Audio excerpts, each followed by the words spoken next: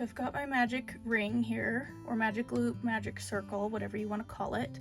And I'm gonna do my single crochets, and I always have my tail going inside of those single crochets. I'm gonna do 6, 2, 3,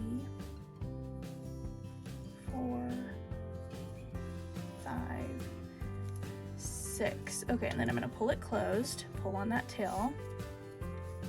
And now naturally, this string that you just pulled, this tail, it wants to go sit on the inside. It wants to sit on the wrong side. But what you do is you pull it forward, and then you crochet into the first single crochet at that loop.